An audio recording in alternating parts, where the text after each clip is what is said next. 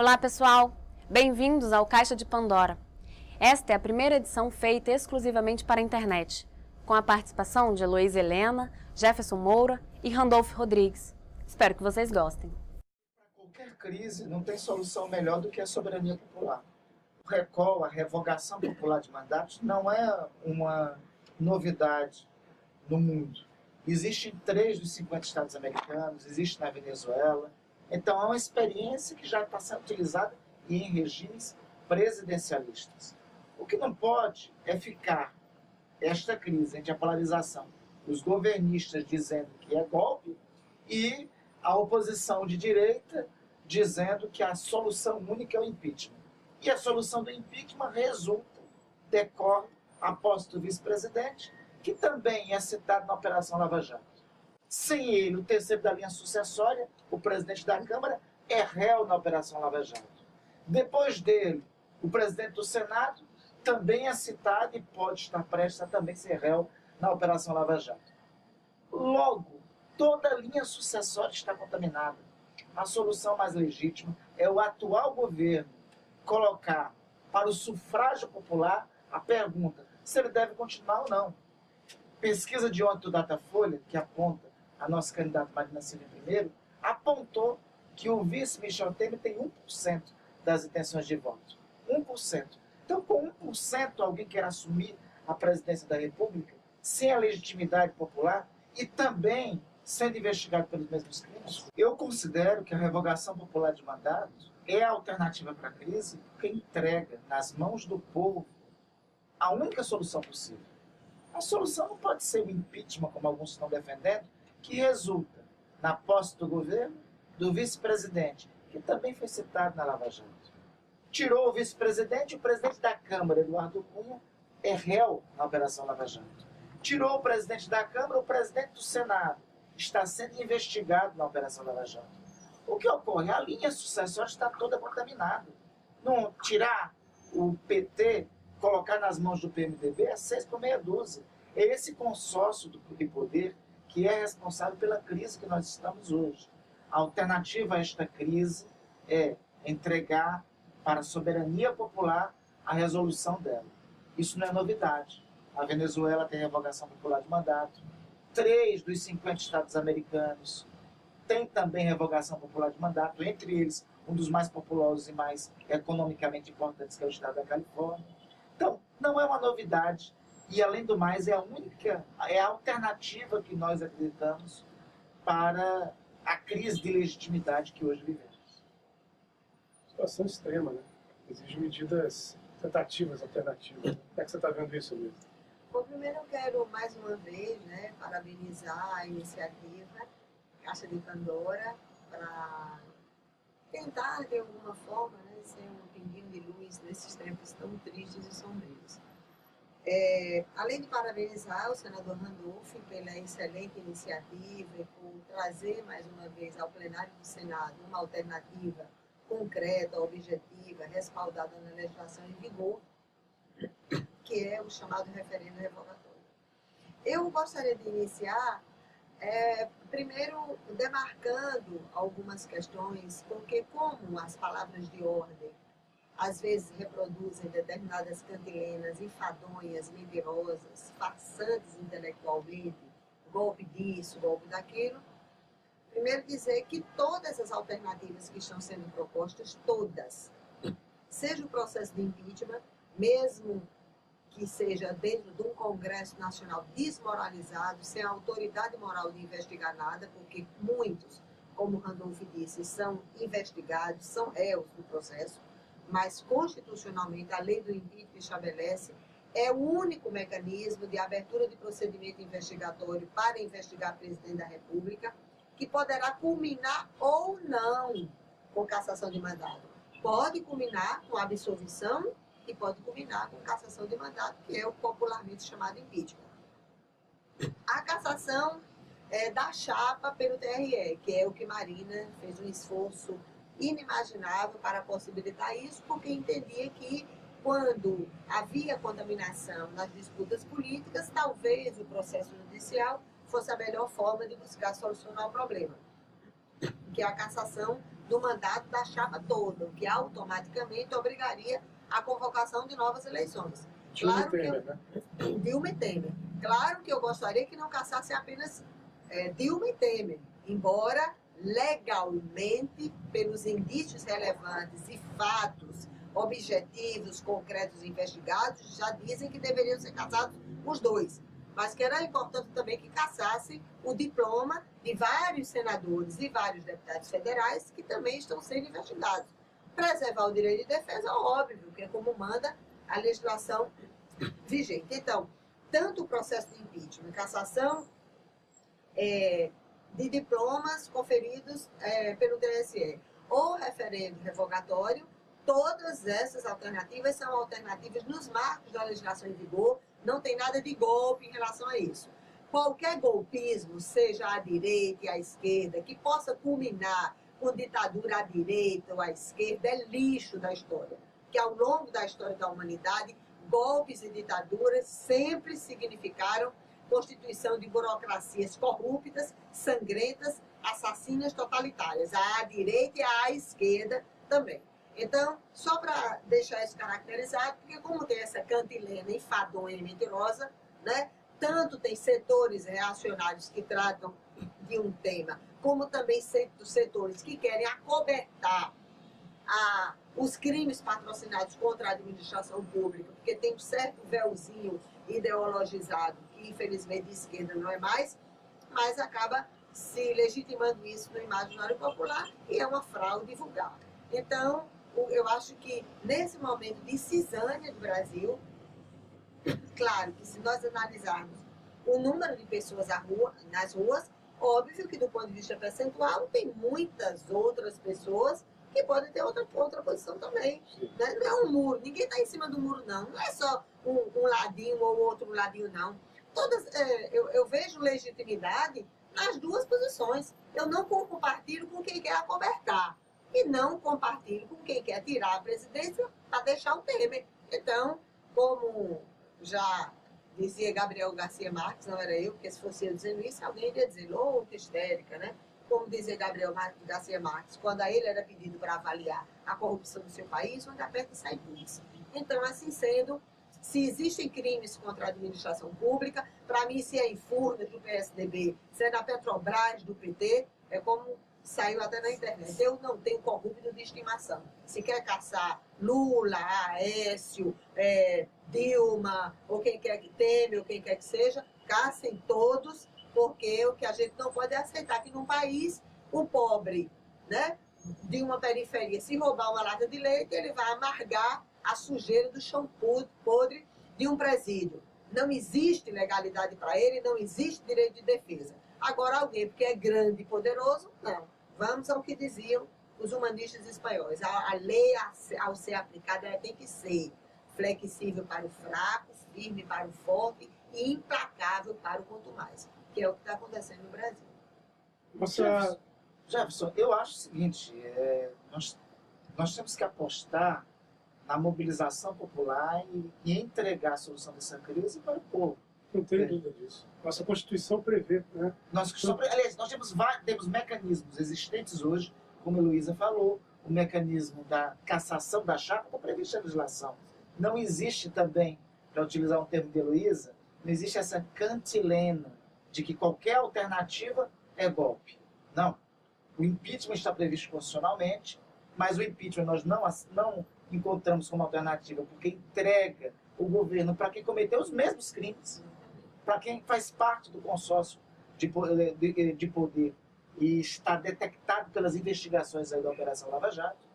Então, nós acreditamos, ou aprovam a proposta de emenda constitucional, introduzindo a revogação popular de mandato, ou outra proposta de emenda constitucional que assegure que no afastamento da presidente ou do presidente, em 60 dias depois, tenha uma nova eleição presidencial, ou ainda a cassação da chapa do TSE, que possibilita também que tenha eleições. Os lados em conflito têm que entender que tem um modelo aí esgotado. É um modelo, a crise que nós estamos vivendo tem a responsabilidade direta do esgotamento desse modelo que vem desde a Constituição de 88. Um modelo em que se apropriava da coisa pública como se privada fosse. Modelo de corrupção, nas campanhas eleitorais, de corrupção no trato com a coisa pública. Esse modelo está esgotado. No momento de esgotamento de modelo, no momento excepcional, se exige, dentro do ambiente constitucional, medidas excepcionais. Também acho que há uma crise extrema, talvez a maior, não, com certeza a maior, que a gente vive desde o processo de reabertura democrática.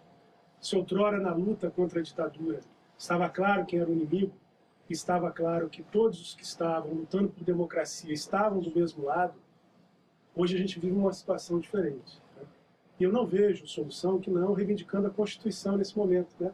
A nossa Constituição prevê que todo poder emana do povo, seja através de seus representantes ou por ele diretamente.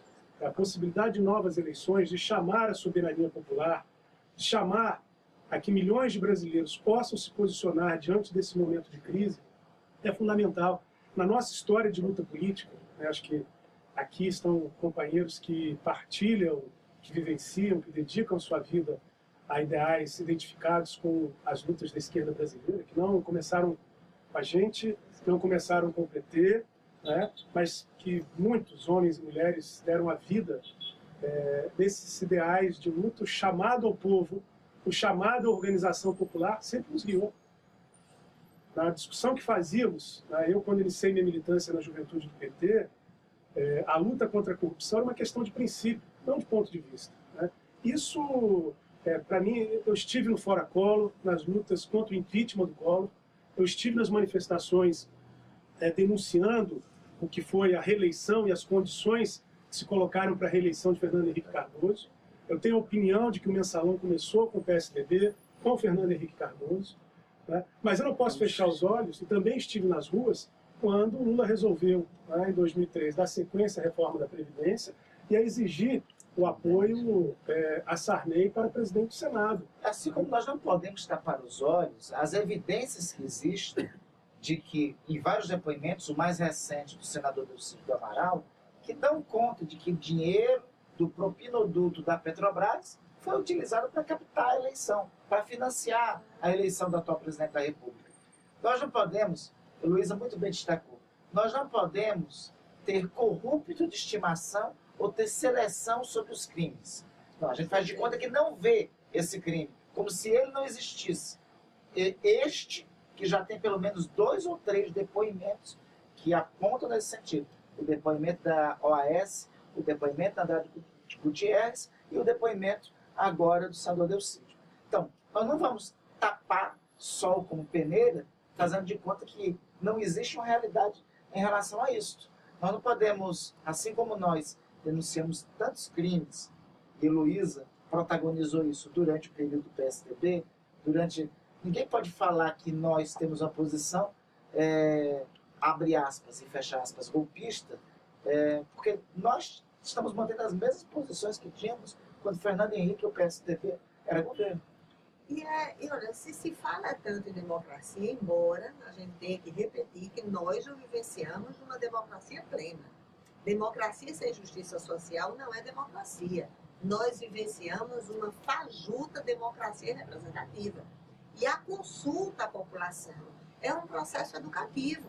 É importante dizer que o referendo revogatório significa não é um congresso que vai definir que revoga o mandato da presidente. Quem vai definir é a população. A população é consultada sobre essa possibilidade. Então, quem não tem medo da consulta à população tem que buscar todos os mecanismos objetivos que possam fazer isso. Antes que alguém mate alguém na rua e cada um dos lados vai pegar o seu cadáver para aprofundar ainda mais a cinzânia. Transformar o cadáver no estandarte. Exatamente isso. E veja, Heloísa, só lembrando historicamente, durante a crise do governo de Allende no Chile, em 1973, o Allende propunha, no desenlace da crise, a convocação de um plebiscito para decidir se o governo dele ia continuar ou não. Tanto esse plebiscito estaria marcado para o dia 11 de setembro, que é o dia que os militares precipitam o movimento golpista que depõe o governo. Ou seja, governo que se diz popular, progressista, de esquerda, não pode ter medo do povo, seja na rua, seja nas urnas. O próprio governo devia apontar isso como alternativa e não esperar que outros apontassem isso como alternativa. Porque do jeito que está o acirramento entre os dois lados, e parece que está claramente à procura de que surja um cadáver para levar como estandarte. Né? E isso é o pior. Esse agravamento da crise é o pior para o povo brasileiro e para o Brasil. A gente presencia uma falsa polarização, né? Onde buscar a reflexão, buscar a possibilidade de discutir alternativas virou crime. É como se estar alinhado em favor da democracia... Só existisse dois lados. Exatamente. É como se você, para estar alinhado em favor da defesa da democracia, você precisasse estar aliado ao governo. Né? E como se você, ao defender a necessidade de investigações, pressupondo a necessidade do amplo direito de defesa, ninguém é condenado antes que se prove o contrário, na minha opinião, né? Mas significa que você seja golpista. É preciso romper com essa falsa polarização. Uma falsa polarização em que, obviamente, o senador Randolph já falava ali, a linha sucessória, a gente tem discutido isso, né, está absolutamente comprometida. Não há alternativa com o Dilma, não há alternativa muito menos com o Temer, e não há alternativa nem com o Renan, né, muito menos com o Cunha, e não há alternativa com o Aécio. Né? Então, nesse cenário político, não é possível que a gente pense a situação política brasileira, a necessidade de enfrentar a crise econômica, a crise social. Não é possível que a gente enxergue que hoje a saída, né, para superar o que o povo brasileiro, o esgotamento, né, da política, o esgotamento das forças da nação, seja tomarmos um dos dois lados que estão postos.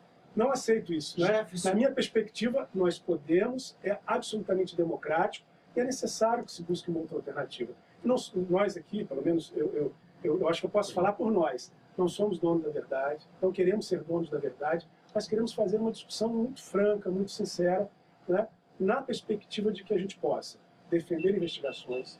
Eu, pessoalmente, tenho críticas a alguns elementos que considero um exagero por parte do juiz Sérgio Moro. Acho, muito honestamente, que a presidente teria direito de nomear quem ela quisesse para ministro. Acho que foi um erro tremendo nomear o Lula, uma desmoralização, mas tinha o direito à prerrogativa da presidência. E assim, se tiver provas concretas, que os culpados sejam punidos. É preciso ter a preocupação para que determinadas ações, mesmo que sejam de um juiz, né, como o Sérgio Moro, não comprometam as investigações. Eu digo isso assim, com muita, numa perspectiva de tentar olhar para o que está acontecendo, mas reconhecendo que nunca na história desse país a gente teve empreiteiros, né, presos como a gente tem hoje. Claro, isso tem que ser reconhecido como um avanço. Não criminalizado o combate ao crime. Tem dois processos inversos em curso. Um se vitimizando para que outros se tornando vítima dessa vitimização, como ocorre principalmente parte do governo, e alguns absurdamente criminalizando o combate ao crime. Né? Ora, a gente tem que deixar claro, excesso tem que ser investigado, mas a gente tem que saudar o fato de empreiteiro que está na cadeia, de político que roubou, que levou dinheiro público, está na cadeia, foi o que nós da esquerda historicamente sempre defendemos. Eu me constituí no então Partido dos Trabalhadores nos anos 80, Heloísa também e tantos outros, com essa palavra de ordem, com essa bandeira. Não podemos deixar que esta bandeira do combate à corrupção, da ética, que é uma bandeira nossa, que é uma bandeira da esquerda, socialista, libertária, seja tomada de assalto por aqueles que não têm condição nenhuma, que hipocritamente não sustentaram no passado essa bandeira. Eu defendo, assim, assim, eu respeito toda a complexidade da análise jurídica, a hermenêutica jurídica, inclusive, possibilita isso, é algo belíssimo. Às vezes, dentro do chamado guardião da Constituição, que é o Supremo, você vê teses distintas sendo definidas com base jurídica extremamente importante, mas eu não reconheço a necessidade de sigilos, de vida pessoal em relação ao que o Moro fez.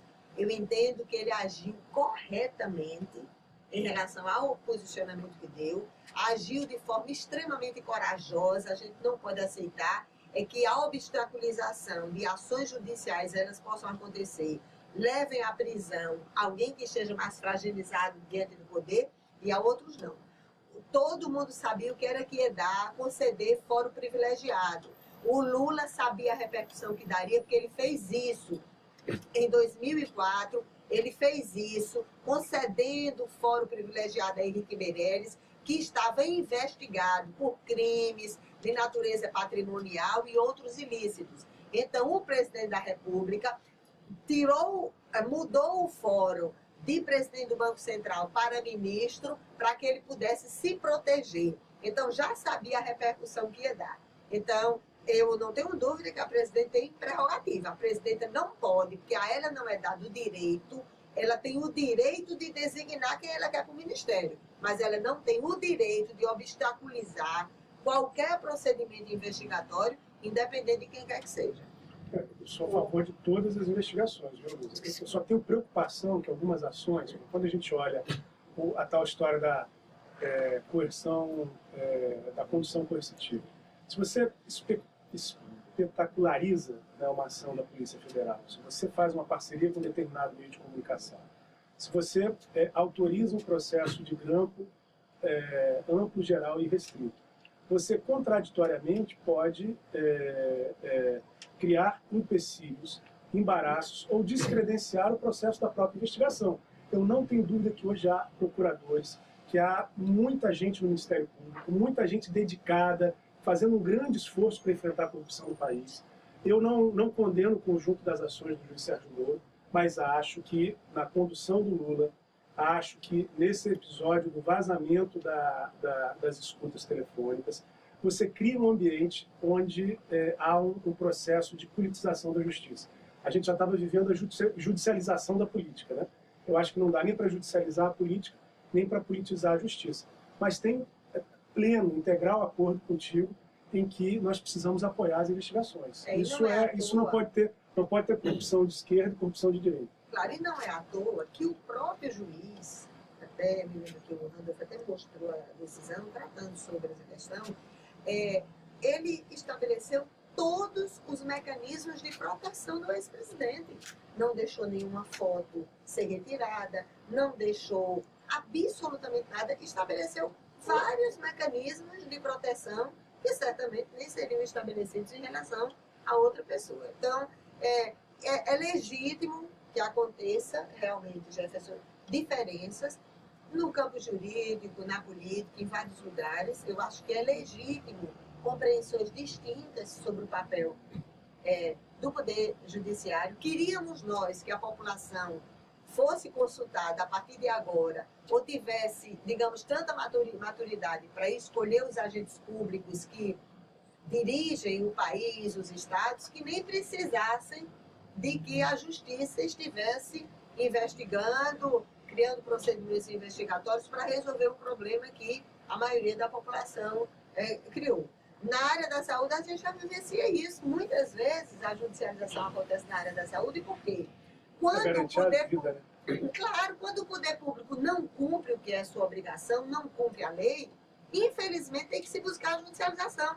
A judicialização da saúde cria problemas em relação ao planejamento, ao orçamento, a questões de municípios e estados e governo federal, óbvio que cria, mas entre a necessidade maior e a interpretação menor do processo judicial. Então, eu entendo que é complexo, respeito quem pensa diferente, mas eu entendo que foi muito importante. E você lembra, tanto você, Randolph e eu, nós apresentamos, quando estávamos no Legislativo, até a possibilidade de que o agente público não tivesse sigilo bancário, fiscal e telefônico até 5 anos depois, que era quando o Laranjal era desfeito, até 5 anos depois do mandato.